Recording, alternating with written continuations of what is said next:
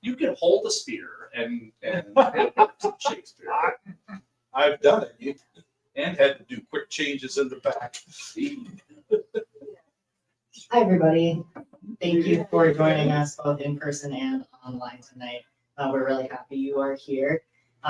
We at Left Bank Books are delighted to welcome local historian and teacher Mark Neels and his incredible new book offering an influential Missouri founding father his place in the spotlight. So we'll be hearing the story of Edward Bates, Lincoln's conservative advisor today. A couple notes before we begin. Tonight's event is only possible because of your support. When you shop at Left Bank Books, your money stays here in our local economy. So it helps to pave our streets, keep our parks beautiful.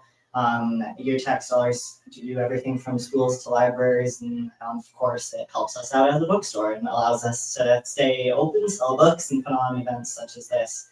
So thank you for shopping local and for joining us tonight. This event is brought to you as well by the Left Bank Books Foundation, which is the nonprofit wing of our store. We're doing a summer donation drive for the Left Bank Books Foundation. So if you're interested in contributing, any of our booksellers would be happy to help with that. That allows us to give away free banned books to anybody who asks. We give books to kids in St. Louis public schools. It also supports our author events such as this to allow us to hear from a wide array of voices and to spotlight some different wonderful books. So if you're interested, like I said, you can talk to booksellers, make a donation, or lbbfound.org is our website. So thank you all so much for joining us. For tonight's event, Edward Bates is a founding father of Missouri and a leader of the Missouri Whig Party and served as Abraham Lincoln's Attorney General during the Civil War. Tonight's book, Lincoln's Conservative Advisor, is the first full biography of Bates in nearly 60 years. It reveals a striking portrait of this complex figure of Lincoln's cabinet. Author Paul Kahan says, it is a solidly researched and eminently readable biography that chronicles both Bates's life and other compelling insights about American political life during the Civil War. Our guest of honor and the author of this book, Mark Neels, was the recipient of the 2017 Hay Nicolay Dissertation Prize. He holds a doctorate in history from SIU and currently teaches history right here in St. Louis. So here to tell us more about this book and to talk about writing and history in general, please give a really warm welcome to Mark A. Neels.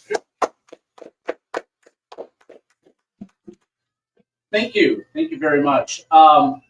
We're a small group here tonight, and I kind of like that. I was mentioning beforehand that when it comes to book talks, rather than giving like a book lecture, I really enjoy this kind of like Q&A, very intimate talk about the craft of writing, the discipline of history, the subject of Edward Bates and Abraham Lincoln, the Civil War era, the antebellum period, and even St. Louis history and the local connections that this man Edward Bates had to the area. So rather than give you a prepared lecture, I thought I'd just read a little bit from the start of the book, from the introduction, a couple of paragraphs to give you kind of an idea of, who Bates is in sort of the greater history of the United States, and how I sort of stumbled upon him.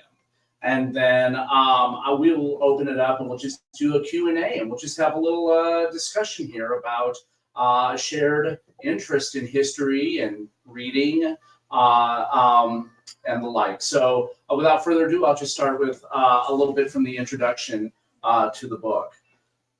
In July 1864, residents of Washington, D.C. assembled at the White House for the unveiling of artist Francis Bicknell Carpenter's newest work, the first reading of the Emancipation Proclamation of Abraham Lincoln. That is the actual title, the long titles for works of art in that day and time. The painting was monumental. Measuring 9 feet tall by 15 feet wide, it received general praise for its depiction of a watershed moment in American history. On second glance, however, it becomes clear that the artist captured something else as well. Through his careful placement of key figures, Carpenter touched upon the fragmentary nature of the administration, a phenomenon he witnessed firsthand during his 6 months in residence at the White House. Lincoln sits in the foreground, left of center, a position that speaks to his place in history as the great emancipator. Flanking him on his right and his left, respectively, sits Secretary of War Edwin Stanton and Secretary of State William Seward. Treasury Secretary Salmon P. Chase, meanwhile, stands behind Lincoln with his arms crossed. The placement of these men emphasizes their importance in carrying out the policy of emancipation. Perhaps the most telling, though, is the position of the rest of the cabinet. Right of center sits Secretary of the Navy Gideon Welles, and behind him stands Interior Secretary Caleb Smith and Postmaster General Montgomery Blair. The three men are separated from Lincoln and the aforementioned trio by the cabinet table, which serves as a literal representation of an ideological barrier existing between them. Lastly, at the far right, away from everyone else, and nearly enveloped by the shadows, sits Attorney General Edward Bates, with his arms crossed, a mirror image of Chase, but bearing an expression of disappointment and resignation. Why does Bates seem so unenthusiastic about Lincoln's crowning achievement? Did he possess a certain philosophical conviction missing among Lincoln's other advisors? My book set out to answer those questions by examining Bates's life and particularly his role as a conservative advisor to Abraham Lincoln. And in the end, more than simply highlighting the conflict with Lincoln's administration, Bates's example lay bare the strong philosophical divisions within the Republican Party during the Civil War era. These divisions were present at the party's founding, crystallized during the war, and ultimately sparked a political realignment during Reconstruction. Bates was at the center of this divide for most of its existence, and in some cases, he assisted in its promulgation. This is his story. And so what drew me to Edward Bates, of all people, why Edward Bates? I could ask that question probably more than anything else. First off, had anyone heard of Edward Bates prior to tonight? Okay, all right. Let me ask, did that have anything to do with an author named Doris? Yes. Yeah. Usually, Team of Rivals, right? 2005, Doris Kearns Goodwin releases Team of Rivals. And Team of Rivals is a phenomenal book. If you have not read Team of Rivals, that should be on everybody's reading list. It's long. It's a book. It is a doorstop. It's a tome, as her books usually are. But it will take you no time to read through it. You will breeze through that book because it is thoroughly enjoyable. And like a lot of her books, it centers on one specific character. And that, of course, is the 16th President of the United States, Abraham Lincoln. And then several people surrounding him, sort of in the first orbit, if you will. If we're talking a Dante-type situation, this would be the core in Lincoln's orbit. And she chose as her secondary characters William Seward, the Secretary of State, first and foremost, Edwin Stanton, the Secretary of War, secondary, Salmon Chase, the Treasury Secretary, and then Edward Bates. And what made these people interesting, if you take Stanton out of the picture, is the big three, Seward, Chase, and Bates, had all run against Lincoln in 1860. I use the term run loosely. You didn't campaign in that day and time for the 1860 presidential nomination to become the Republican standard bearer in the election that would make Lincoln president. So imagine if we were talking about President Bates instead of President Lincoln. It doesn't have the same ring. And I don't think the results really would have been the same, right? Lincoln was destined to become the president. I maintain that. I thoroughly hold to that. And that puts Bates in a very specific place. But when I read that book, so I read it a couple of years after it came out, I was finishing my master's degree at St. Louis under the tutelage of historian Lou Gertheis. Gertheis, if you're familiar with history, literally wrote the book on Civil War St. Louis. So I thought this is a good guy to know. This is a good guy to work with, and I thank him profusely in my acknowledgments for all of the inspiration he gave me. But Gertheis asked me, what do you think? What do you want to do your master's thesis on? I knew I wanted to do it on the Civil War. It needed to be local in order to have access to materials. This was right on the cusp of the Great Recession, and there wasn't much in the way of funding for young college students to go across the country. And digitization was just in its earliest sort of phase. It had yet to really sort of take fire the way it would a decade later. So I read this book and came across Edward Bates and was shocked to learn that someone so close to Lincoln lived in my own backyard. Almost literally. This is like a local boy makes good. Lincoln has been my beau ideal of a statesman, to use his phrase for Henry Clay. Lincoln is my beau ideal of a statesman since I was a kid. I've been fascinated with the 16th president, with the rail splitter. Living right across the river from the land of Lincoln probably helped a great deal in that. And so to find out that somebody from St. Louis was such an influential player in what made Lincoln great, in the moment in time that made Lincoln the hero that he is, I couldn't pass that. And it turned out his papers are all right here in St. Louis. His family lovingly preserved almost everything he wrote, not everything, but almost everything that he wrote, including a beautiful folio diary from the 1840s and the 1850s, which had hardly ever been looked at by scholars, but was just so rich in information about my hometown, my home state, all of it. And I thought, I need to look at this man's life. So that led to a master's thesis that then, developed into a doctoral dissertation. I graduated my doctorate in May of 2015, so I'm 10 years out from my doctoral program. Time goes very fast. And at the end of my doctoral program, my dissertation at that time dealt with Bates again, but also dealt with the other conservative members of Lincoln's cabinet. The men that you may have heard me mention in the intro here: Montgomery Blair, Gideon Wells, a little bit on Caleb Smith, but ironically enough, Interior Secretary Smith is almost a mystery. We don't know very much about him. There aren't many papers related to him left, extant today, and we're not even quite sure we know where he's buried. So he sort of disappeared into the folds of history.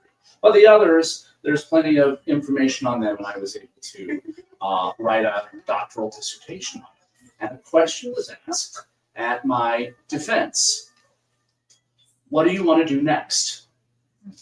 And my answer was an easy one. There needs to be a biography of Edward Bates. He is the one cabinet secretary mentioned in Goodwin's book in 2005 that had not had a modern standalone treatment.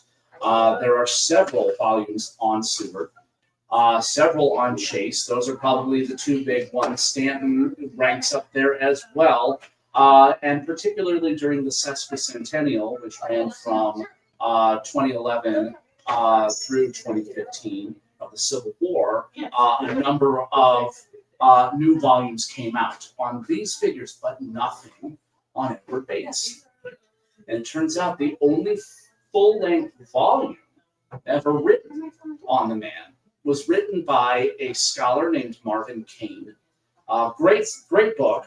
Really put his all into it. Like me, received a master's degree and I believe a PhD from the University of Missouri.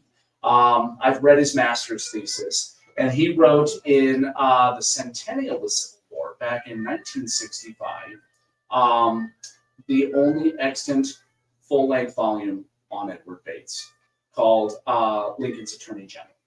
Very basic. And it's good, but it lacked the resources I had at my disposal. Thanks to the digitization, the age of digitization, thanks to the discovery of new materials, thanks to the works of the Library of Congress and places like the Papers of Abraham Lincoln at the Abraham Lincoln Presidential Library and Museum. There was so much more information available to me than what Marvin Kane had at his disposal in the 60s. And so the result of it is what stands in front of me now, and what I've been told will be considered the go-to volume on Bates. I'm very honored to have been able to do that. I won't take up too much more time just talking on my own because I want to have a Q&A, of course, but I do want to talk just a little bit about who he is, what I discovered about Edward Bates. And what I discovered, well, first off, I should start off Virginian, born Virginian, 1793, during the second administration, the very start of the second administration of George Washington. His father, Thomas Fleming Bates, was a Revolutionary veteran. He had seen actual combat action at the Battle of Yorktown, of which his son was incredibly proud. So proud, in fact, that when Edward goes into the service briefly in the militia during the War of 1812, he carries his father's Revolutionary musket with him and lovingly preserved it, added a bronze plaque, I guess you call it a plaque, a little plate, onto the butt of the musket, noting that this musket saw service in one of the great battles of the Revolution, lovingly preserved by his son, Edward Bates, which you can see at the Missouri History Museum. It is on display in their standing exhibit on the second floor. So make sure you get up there and take a look at that, because that's a really nice item. But anyway, Edward Bates, born a Virginian, comes to Missouri in about the year, I think it's 1814 when he arrives. So it's just after his military service in the War of 1812. He mustered out just before things got interesting, right? Meaning, if you're a fan, if you're a buff of history, if you know your history, the British Army invades the Chesapeake region in September, late August and September of 1814. And that's when the famous burning of the White House and the Capitol occurs. Bates is done by then. He's out of the militia by then. He is on his way to the city of St. Louis, then really not a city so much as a village, where his older brother Frederick, is serving as recorder of deeds and lieutenant governor of the Louisiana Territory. So that's what brought him here. What I found particularly fascinating is from there, it's a meteoric rise for Edward Bates. Edward studied law under Rufus Easton. Rufus Easton, his son, will found the city of Alton, Illinois. And Easton himself was on the Supreme Court, the Territorial Supreme Court, very well-established lawyer. And so Bates is going to get a law education at this crucial moment where St. Louis and Louisiana are beginning to carve themselves into Missouri territory, and are going to start dealing with a lot of legal issues, particularly things like who gets the land, the French occupants or the Spanish occupants, or does it go into a public trust so it's open to American occupants? So there's Bates, and he's able to make a name for himself there. Now, if that were all Bates ever did, Lincoln never would have chosen him as a cabinet secretary. Being a land attorney is nice, and it's a lucrative business, but it's not enough. What made Bates particularly interesting to a person like Abraham Lincoln was the fact that he goes into politics, state politics. He starts out as a Democratic Republican, so if you're familiar with the party system, that's Jefferson's political party. His family were steeped in Jeffersonian politics. His father and his older brothers had contributed heavily to the third president's election in 1800 and then again in 1804. So he becomes a Jeffersonian Republican, a man of the people, and becomes a founding father one of the founding fathers of the state of Missouri. In 1820, he's going to go to the Missouri State Convention, where he is going to single-handedly write the preamble to the Missouri State Constitution, which will remain in effect until 1865, when it is replaced with what's called the Draconian Constitution of 1865, and Bates will be there to fight that, its replacement. That's his baby. He's going to protect his baby. You'll have to read to see what happens with that. But from there, it's a continual rise. He will serve as the state's first attorney general under its first governor, Alexander McNair. He will not agree with McNair. He will resign his position only a couple of months in over policy. Sort of a unique thing because politicians today don't usually resign over their ideological differences with their chief. This was a different time. And then he will go on to serve in the legislature. He'll serve in the Missouri House. He'll serve in the Missouri Senate several times, not all consecutive. And he will also serve as a U.S. congressman for the state of Missouri during the presidency of John Quincy Adams.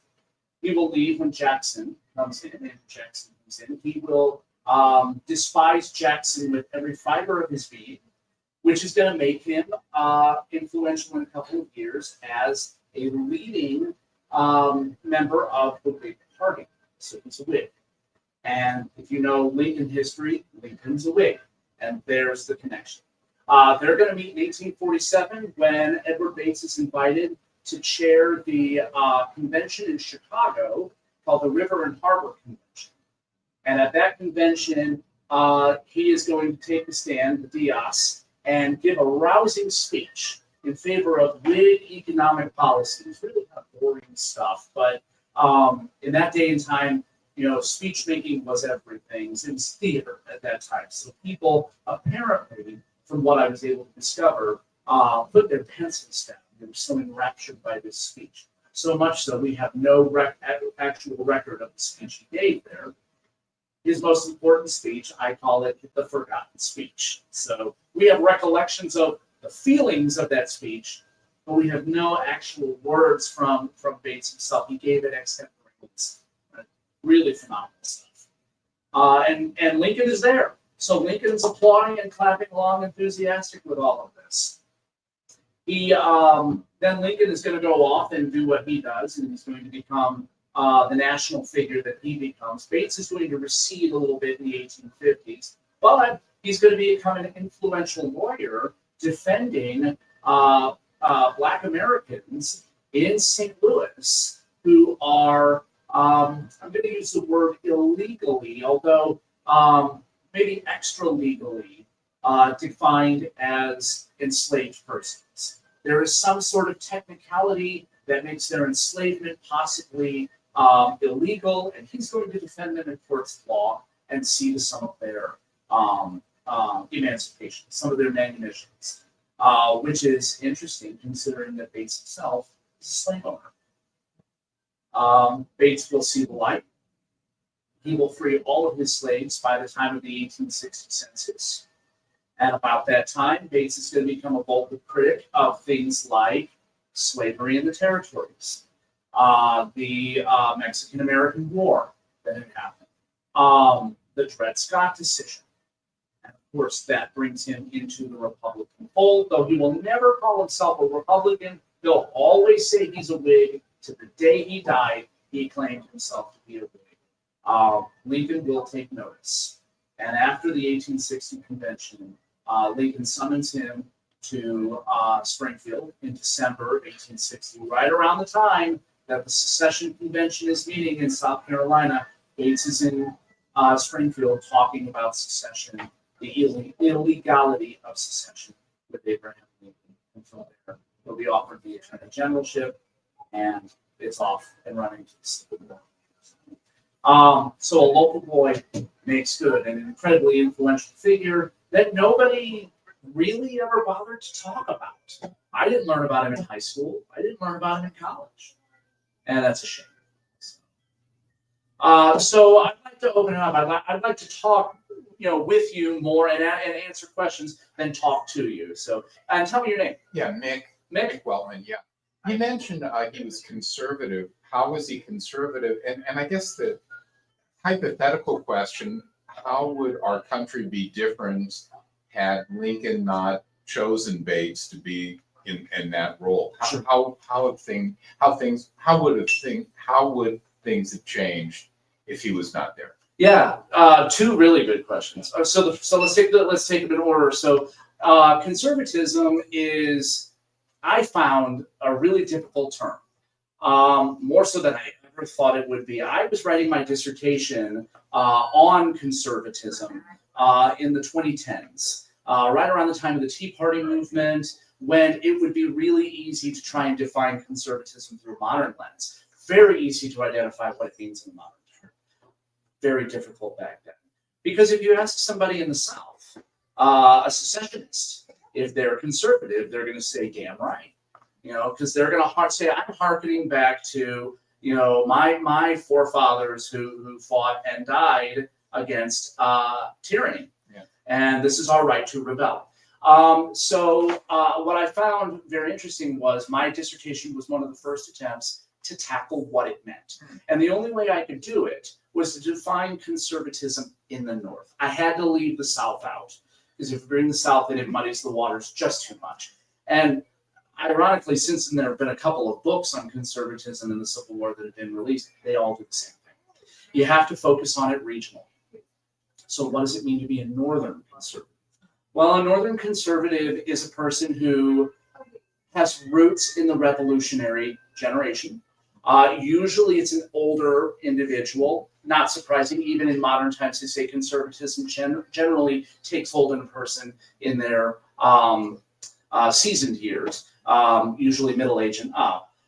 When you're the fires of youth, you're not incredibly conservative. You're much more energetic for whatever comes at you. So Bates is going to he's going to need to have some sort of hearkening back to the revolutionary generation. That's going to happen with his Jeffersonian roots, his brothers, his father. So he's got that, first off. That's there. It's going to be a desire for change on an incremental level. So it's not to say, unlike sometimes with modern conservatism, there's almost this bulwark against change. I think it's famously Buckley, I think it was William F. Buckley, who famously said, we stand athwart against change, against history, and yell stop. He said something like that. So this isn't that kind of conservatism. Bates would have been okay with incremental change. And so then that asks the question, slavery. So slavery is going to be a big part of defining what is conservative. Where do you stand on slavery? Edward Bates would have been considered an anti-slavery advocate. It was certainly possible to be a slave owner and also be anti-slavery. Henry Clay was. Edward Bates certainly was, until, of course, he frees his slaves in the 1850s. Even Abraham Lincoln was. Famously, you will hear people say, oh, Lincoln was not in favor of ending slavery when he came into the presidency. He wanted to preserve the Union. And that's true. The famous Greeley letter lays that out there.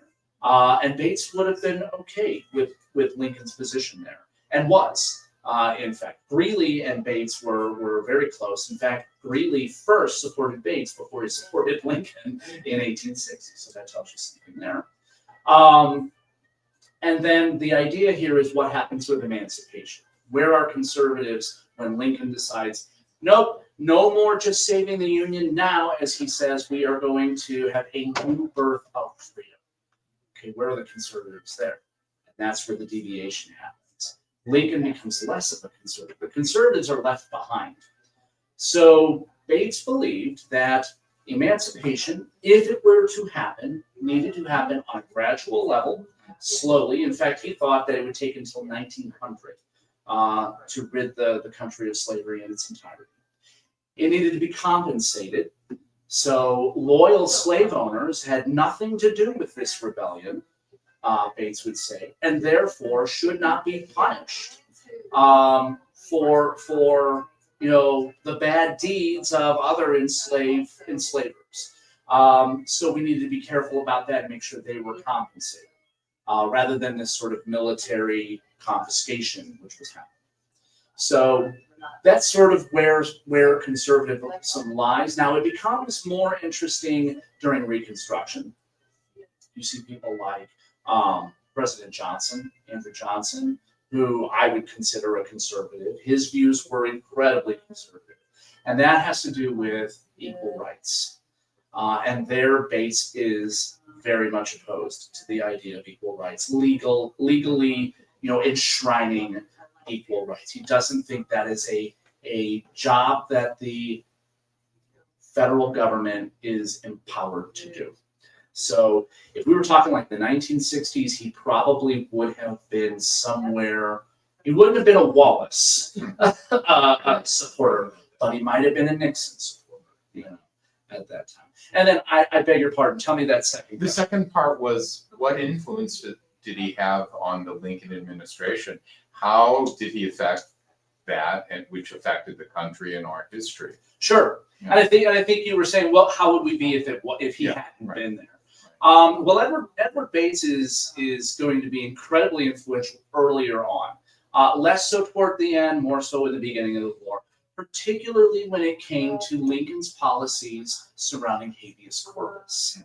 And I promise you, I did not time this. There's been a lot of talk about habeas corpus and about, who has, citizens' rights and where does that stop and where can the president bring the axe down, if you will. Well, a lot of that starts with Lincoln and Bates.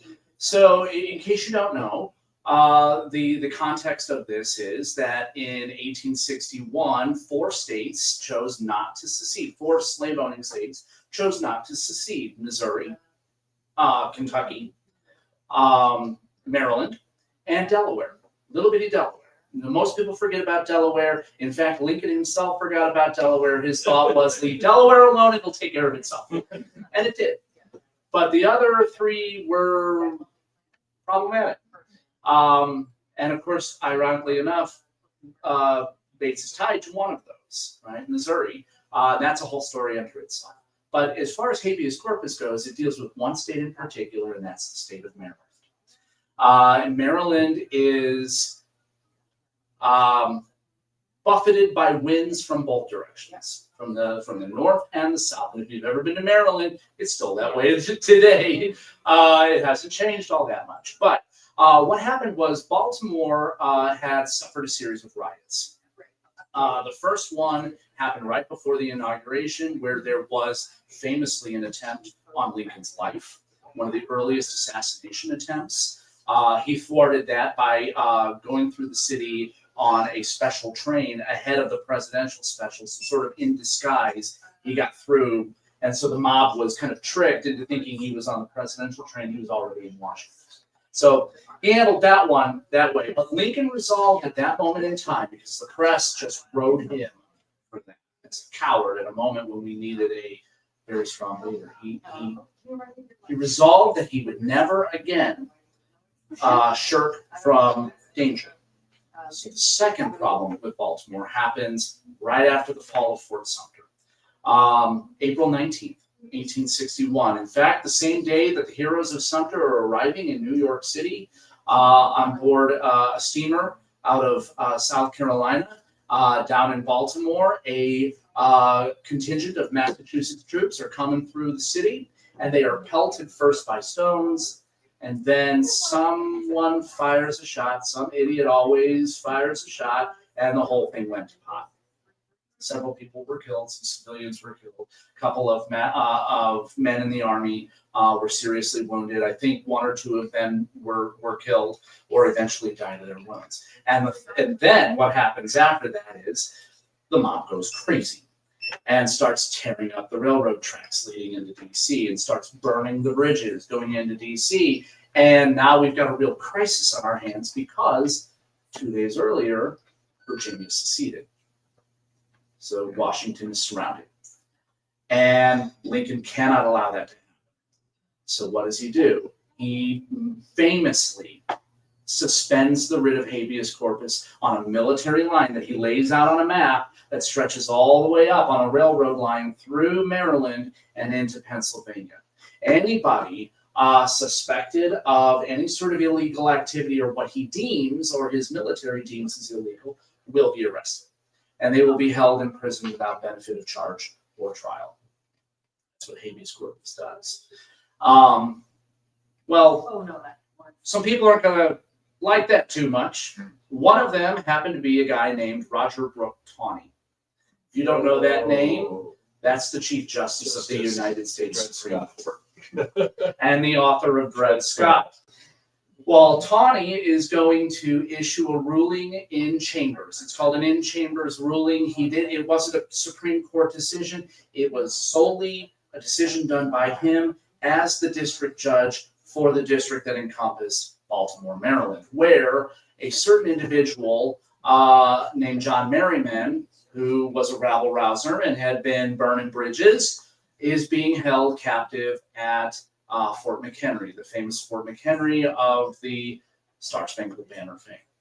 His family came to get him released. The man in charge of Fort McHenry, a man named Cadwalader, said, absolutely not.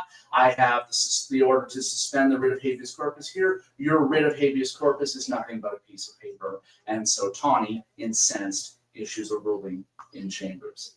And he says, absolutely nowhere in the Constitution does the president have the right to suspend the writ of habeas corpus. Absolutely no. Article 2, it's not there. Where is it? It's in Article 1. Article 1, Section 9 says the writ of habeas corpus may be suspended during times of rebellion. Well, what's Article 1? Congress. It's the legislative branch. It's Congress. Congress is out of session. They don't come back into session until December. And in that day and time, it's not as easy as getting on a plane and flying into D.C. We're talking weeks to get to D.C. for some representatives in California. You know, they got to go by boat. We don't even have a transcontinental railroad yet, or they're going, across the plains in a stagecoach, and that's not very safe. It's going to take weeks to get Congress back. And we're dealing with a problem right now, a crisis. The Capitol might fall at any time. So what does Lincoln do? What can he do? He's just been told by the Chief Justice he does not have the power to save the country, save the Capitol. He goes to his Attorney General. All right, Edward, make this right, right?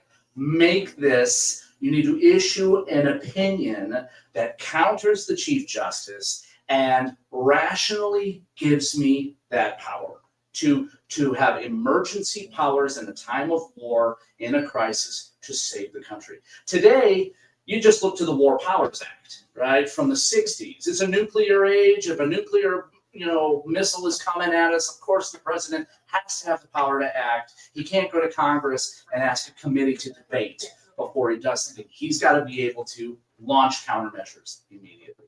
Back then, none of that had been resolved. We had never faced an issue like that since the War of 1812, since the invasion in 1814. So Bates writes the opinion on habeas corpus, which is still on the books today, pretty much the standard doctrine that in a time of emergency, the president must be able to take on what Bates called extra legal powers to deal with a national crisis when Congress is not in session. Now, when Congress is in session, that's a whole different ballgame.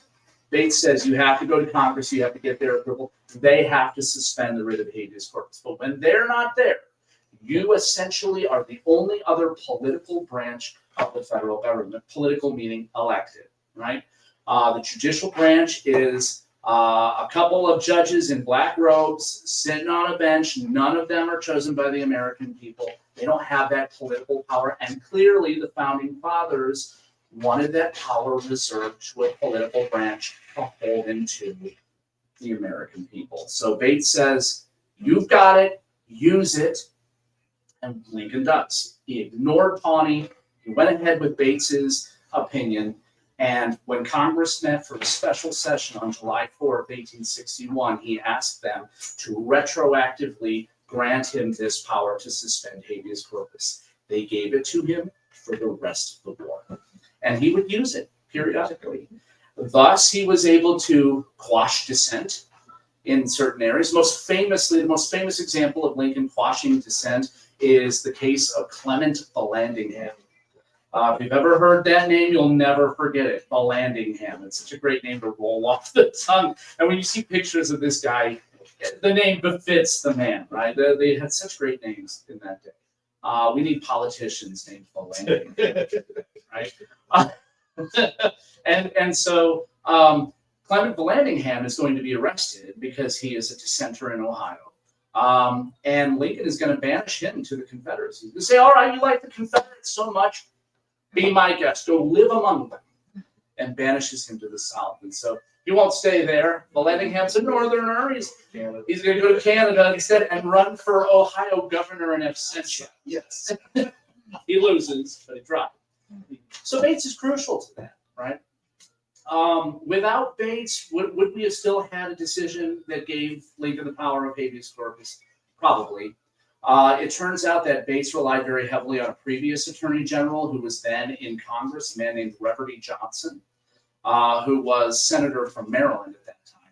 And Johnson and he worked pretty well together in crafting this opinion. Johnson had issued an opinion saying, yeah, Lincoln has the right to do this. It's kind of a pamphlet, if you will, but Johnson's not the attorney general anymore. So Bates goes to him and helped, right? I actually wonder if Bates hadn't taken the job, if Reverdy Johnson might have been attorney general again. Kind of a Bill Barr situation brought back in by a later administration. But I will tell you this, one kind of caveat to all of that. As much as Bates was influential in that, Bates regretted it. It was not a decision he came to easily. His assistant attorney general, a man named Titian Coffey, another great name, Titian Coffey, actually came to the opposite conclusion when he tried to write an opinion. He said, no, the president doesn't have this power and we can't give it to him. I cannot see a way to make that happen. And the reason why I say Edward Bates had trouble with it is Bates is a Whig. The Whig Party is anti-executive power. That's their entire reason for being. Their raison d'etre was that they opposed Andrew Jackson's overstepping in the 1830s. And so Bates really, truly was a hardline believer in legislative, superiority. And I have actually, I reference in the book here that he kept a little law journal. And in that law journal, there is a piece on habeas corpus, and nowhere does it say that there is federal authority, executive authority over habeas corpus. He thinks it belongs either in the legislature or, to quote the 10th Amendment, to the states or the people. So it's tough with him. He's a conservative, and that really shined through in that decision. Thank you. Yeah. Long answer, I know, but really interesting stuff. So really good stuff. What other questions? What's popped in your heads as you're listening along here? Well, has anybody done something on one of the most notorious ones, Cameron? Okay, if it wasn't for Cameron, of course, you wouldn't have Stanton, and you wouldn't have won the war either. That's right. That's right. So we're talking Simon Cameron of Pennsylvania, Secretary of War. Mm-hmm. First Secretary. Not there very long. He's there for just about a year. I think he leaves in January of 1862, so just under a year, because he came in March of 61. A man that Lincoln himself said what was it? I wouldn't steal. He'd steal everything, including a hot stove, something like that. Something like that. After silverware when he leaves from somewhere. Yeah, pretty much, right? When you shake his hand, you kind of gotta, rub him off a little bit, right? One of these sleazy politicians, a real politician. I mean, a machine politician. No, wait a minute. Didn't he run also for president? He was in the running, but he was very far down. Okay. I know he was like. He was leveraging for a big, cushy job. Mm-hmm. And the way he could leverage for that job in 1860 was to put his name in the running. for president and make those four, the core four, really jockey with him to get the votes in Pennsylvania. So that's what happens. A man named David Dana, who was Lincoln's essentially like a campaign manager, is in Chicago in 1860, May of 1860, and he's really trying hard not to get Lincoln on the first ballot. Because he knows everybody's there to vote for their favorite son. So Pennsylvania's going to vote for Cameron, Missouri's going to vote for Bates, sprinkling of others throughout. New York is the big one. They're going to vote for Seward, and they got a lot of leverage. And Ohio is the second big one. They're going to vote for Chase. So, okay, I'm not going to get him on the first ballot, but let's get Lincoln on the second ballot. Let's make him everyone's second choice. When it's clear that Seward doesn't have it on the first ballot, let's make it clear to the New York delegation, well, there's a guy in the running who could maybe make Seward, Secretary of State or something like that, right? David Dana is working so hard at that he goes to Pennsylvania's delegation and is doing that. Hey, how do we make Lincoln your second or your third choice? We've got to get him on the second or third ballot, or this thing's going to be pandemonium and the Democrats are going to win. And then you got a President Stephen A. Douglas, and nobody wants that. So how do we do it, right? And Pennsylvania's saying, well, our guy is Simon Cameron, our boss at home, Cameron here, would sure like a cushy job. And Dana says, gee, well, okay, if we promise Cameron a seat in the cabinet, will we get your votes? Oh, yes, absolutely. Well, unfortunately, at the same time, along comes a telegram from Springfield from the nominee or the potential nominee himself saying, don't make any promises. And somebody comes up to Dana and says, no, the boss says don't make any promises here. And Dana says, Lincoln's not here, and throws it out. If Lincoln wants to be president, I got to do what I got to do. Lincoln's not here. And promised Cameron a seat in the cabinet. That became an issue after Lincoln wins the presidency, because now he's got to go through with it. And he hated that idea. He tried everything he could to get Cameron off the hook, right? And, one of those things where you're reeling in the fish, and you don't want the fish, right? He wants to get that guy off the hook. So he came up with all kinds of ways. If it's embarrassing, Simon, we got ways we can get around that. You don't want this job anyway because it takes you out of the running for other things. You want to be involved in. No. Cameron wants a job in the cabinet. And in the end, Lincoln says, all right, you can be secretary of that. Why give him secretary? Give him the interior. I don't know. It is a moment of weakness on Lincoln's part, but Lincoln gives him this. I think probably because Secretary of State had already been taken. That was the first job offered, and it was offered to Seward. Attorney General was the second. Bates is the second one offered a job, the first to accept, because Seward had yet to accept when Bates agreed. The third job went straight to Chase. So, all right, what do we got left?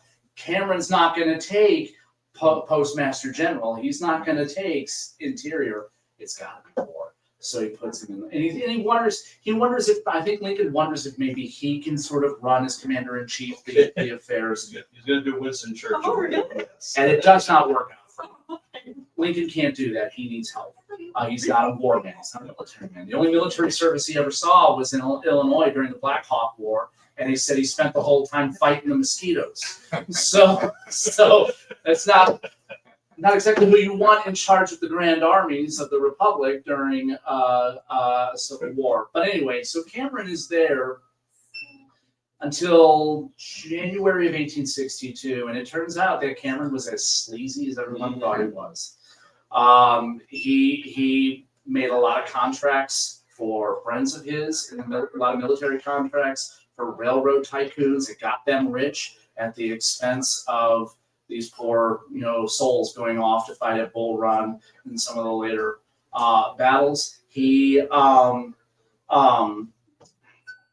was a scandal involving uniforms, and the uniforms were subpar, but the money that went to them was outrageous. Either way, we got to get Cameron out. And so Cameron is ultimately told, he was in a lot of trouble. Congress was beginning to investigate him. And Lincoln says, look, I'll make it easy on you. You take the ambassadorship to Russia, and I'm going to send you to the dark corners of the world, and Congress won't find you, and I won't have to deal with you. And you can say, oh, I took this cushy job at the, I think it was Peter the Great at that time, or was it No. Catherine? I can't remember who it was. No, It's Alexander. It's Alexander. So to the court of Alexander, and how lavish is that, and everyone's happy. He blends in.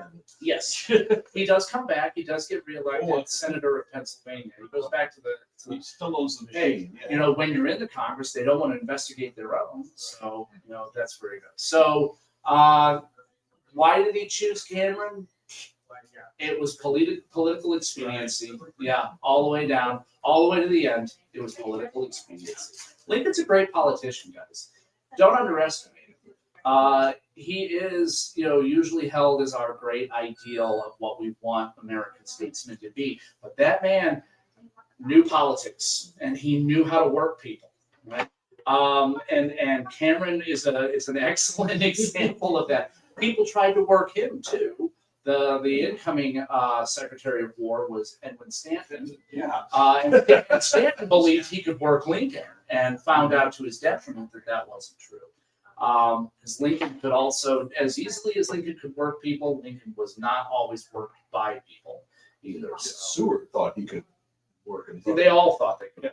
talking into, why don't you just handle some of the local stuff and I'll take care of all the stuff. Yeah, and Lincoln said, no, there will be one president at a time.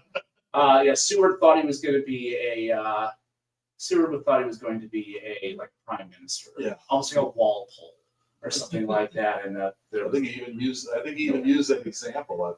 I think he did. He once said, "I can, with my little finger, I can ring a bell, and I have more power in my hand than the Queen of England." He said that to the English ambassador. The English ambassador probably went, "Really?" I suspect our empire is bigger than this. Except that by the time of the 1864, we got the bigger army, the second biggest. Yeah, but who's counting? They still have the Navy. They still have India. They still got the bigger navy, but Yeah. we're coming up. Who's counting? We got the iron ships. That's true. That ended the wooden navy. The wooden fleet was over with the Monitor and the Merrimack. They had Black Prince, which was actual ocean-going ship, but it was only armored in the central box. Mm-hmm. In there, it was heavier than hell. Yeah. Britain thanked us for their dreadnought class. We helped them, and you can thank Bates's own colleague Gideon Wells, the Secretary of the Navy for a while, who was also a conservative, conservative anti-slavery man. But he was from Connecticut. He was a Yankee, so he knew the sea. What other questions? Are there any online? Anything online? No. Any last questions in person here? Well, maybe I should just end really quickly with, what's it like to write a book like this? And I think the one word that I would describe as daunting. Because you got a lot of facts, you're playing with a lot of pieces, and you want to get it right. And it was particularly difficult for me because, number one, there had been very little written about him. And very interestingly, the state of Missouri's history is very fragmentary. It's there. There are published sources to find just about every phase of Missouri history of our state's existence, but it's not in one place. And in some cases, it can be contradictory. So you're dealing with fragments of information and trying to create a coherent narrative out of that. And then you run into the issue of modern cultural trends in history. I'll just give you an example. There were many. I'll give you an example. The term slave is actually becoming anachronistic. It's falling out of favor. And it's being replaced by the term enslaved persons. Now, there's not much of a difference in that. I think you're really talking semantics. You're arguing semantics there, but it's an issue, and it's a style issue. And I had to deal with that. Eventually, I had to go back and completely revise the manuscript so that everything appropriately matched up with modern historical standards. So that was difficult too. But in the end, it was incredibly rewarding. I got to know this man better than probably anybody, has in the last 60 years. And it is very nice to know that I brought this man's memory back. He's buried here in Bellefontaine Cemetery. Check out Bellefontaine for all kinds of reasons. What an incredible place. But Bellefontaine was very gracious to me in offering me records of his internment. They photocopied everything they had on Bates's internment and his family's internment at the cemetery. Gave me a personal tour, took me to see Mr. Bates and Mrs. Bates and their family. And it was wonderful to be able to kind of stand there and be able to look down at that and say, I've told your story. And now you have a place in the history of our state, in the history of our country, that he really didn't have before. So I hope you all read it. I hope you enjoy it. Tell your friends. On Amazon, it's here at Left Banks. Buy from Left Banks first, please. Support local booksellers and local authors. Please, please, please. That's how we're able to do it. Thank you so much. Thank you. Thank you. And yeah, we'll get some book signs. If you don't have yours yet, please do get one at the desk, and we'll get a little table set up I'll here. be happy to sign. Yes. Where are you teaching? I teach